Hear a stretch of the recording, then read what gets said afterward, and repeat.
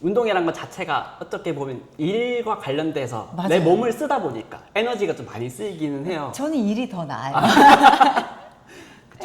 그렇게 보통은 이제 그렇게 생각을 많이 하시는데, 그리고 일을 하다 보면 뭐 야근도 하시는 분들은 시간이 없으시기도 하시고, 그러다 보면 몸이 이제 점점 지치고 피로해지잖아요. 그런 몸들은 오히려 운동을 통해서 조금이라도 하시면은 에너지가 더 생기다 보니까 일을 하실 때도 조금 더 건강한 체력으로 운동을 하실 수 있으셔서, 그런 걸 생각을 하시고 운동을 조금 더 해야겠다라고 생각을 하시면 아마 도움이 되지 않을까 싶습니다. 알겠습니다. 이런 얘기 많이 들었어요. 아침 운동이 좋다. 저녁 운동이 좋다. 근데 사실은 그게 육류, 채소 이 얘기랑 항상 나오는 얘기들이잖아요. 네. 갑론을박이 되는 요소들인데 어떻게 이해를 하면 될까요? 선생님 입장에서는 저는 아침 운동은, 아니면 아침 운동은 이런 게 좋다, 이런 게 있을 수도 있을 것 같아요. 또 운동 안 하시는 분 치고는 되게 예리한 질문을 아니, 또 뭐 오늘 인터뷰를 위해서 이게 보통 이제 뭐 논문학적으로 이렇게 나와 있는 거는 뭐 크게 잘 모르겠는데, 아침 운동이 맞으시는 분들도 있으시고 저녁 운동이 맞으시는 분들도 또 있어요.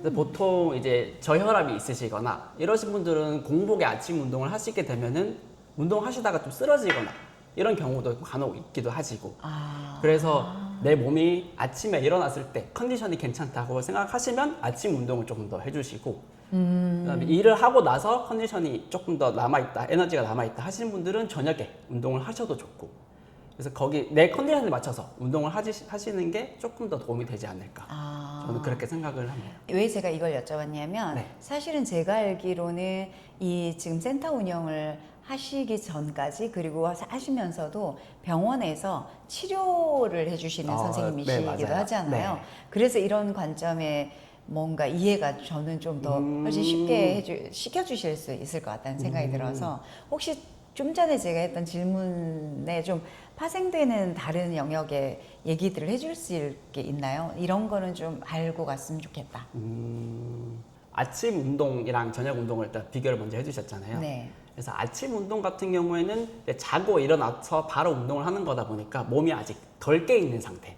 그래서 운동을 하는 거라 너무 강하게 운동을 하시는 건 조금 추천을 드리지는 않고 있고, 이제 저녁 운동 같은 경우에는 아무래도 뭐 일을 하시거나 뭐 몸을 쓰시거나 하고 나서 운동을 하시는 거다 보니까 조금 더 회복에 초점을 맞춰서 운동을 하시는 게 좀 좋지 않을까, 저는 좀 네, 그렇게 네. 생각을 하고 있습니다. 네. 우리가 이제 아침 5분만 딱 투자한다면 아침에 그래도 안 하는 것보다 이런 거 한 동작은 해주면 너무 좋다, 아니면 이런 운동, 이런 걸 습관적으로 해주면 좋다, 이런 거 있을까요?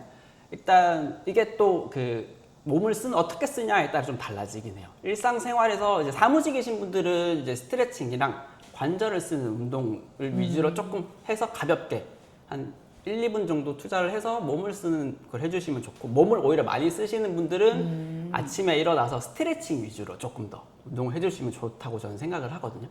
그래서 보통 사무직이신 분들 같은 경우에는 이제 뭐 요렇게 잡고 뒤로 넘기는 이런 동작도 해주시면 좋으시고, 이제 몸을 많이 쓰시는 분들 같은 경우는 스트레칭 위주로 좀 해주시면 좋으신데, 요렇게 늘려주는 스트레칭 같은 거, 네. 요런 위주로 좀 해주시면은 아마 일상생활 시작하는데 훨씬 도움이 되지 않을까. 그러면 우리가 사무직도 있지만 저처럼 네.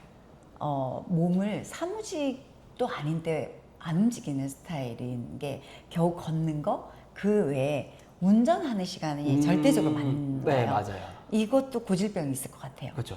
보통 이제 운전을 아예 직업적으로 하시는 분들도 있으시잖아요. 그렇죠. 그런 분들 같은 경우에 보면 발을 보통 오른발만 많이 쓰세요. 요즘에는 네. 이제 왼쪽 그 페달이 없다 보니까 네. 오른쪽 발을 많이 쓰시다 보면 오른쪽 다리 쪽에 문제가 생기거나 그걸로 인해서 허리 문제가 생기시는 분들 되게 많으셔요. 그러네요. 네.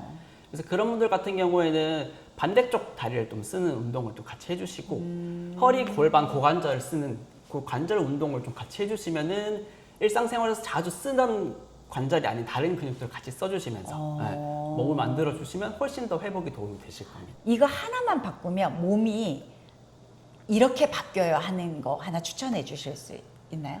저는 제 개인적인 생각인데, 네. 저는 발목 쪽, 네. 발목 관절을 조금 잘 쓰게 되면은 네. 이게 제일 아래쪽에 있다 보니까 네. 얘가 위로 올라오면서 모든 관절에 영향을 많이 미치거든요.